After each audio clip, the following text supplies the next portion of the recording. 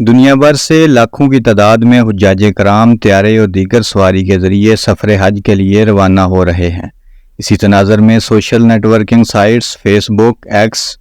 Instagram اور YouTube چینلوں پر جہاز کے اندر فلمائی گئی 58 سیکنڈ کی ایک ویڈیو شیئر کی جا رہی ہے۔ صارفین کا دعویٰ ہے کہ افریقی ملک موریتانیہ کے حجاج کرام کو سفر حج پر لے جا رہا طیارہ بحیرہ احمر کے قریب گر کر تباہ ہو گیا اور اس حادثے میں 200 حاجیوں کی موت واقع ہو گئی۔ لیکن گوگل سے فیکٹ چیک کرنے سے معلوم ہوا کہ یہ ویڈیو اصلی ہے، لیکن یہ افریقی ملک موریتانیہ کے حجاج کرام کی نہیں ہے، بلکہ یہ ویڈیو انڈونیشیا کی ہے، جہاں مسافر طیارہ حادثے کا شکار ہو گیا تھا، جس میں 188 مسافروں کی موت ہو گئی تھی۔ یہ ویڈیو 29 اکتوبر 2018 کی ہے، جس میں انڈونیشیا کے مسافر طیارے بوئنگ 737 میکس 8 کے ذریعے چلائی جانے والی پرواز 610 جو جکارتہ سے اڑان بھرنے کے صرف 13 منٹ بعد بحیرہ جاوا میں گر گئی تھی، جس میں سوار مسافر اور 8 حملے کے افراد سمیت 189 افراد ہلاک ہو گئے تھے، جبکہ موریتانیہ نے اس وائرل ویڈیو کے حوالے سے وضاحت بھی دی ہے کہ ان کا کوئی طیارہ تباہ نہیں ہوا، بلکہ یہ ویڈیو فیک اور حقائق کے برعکس ہے۔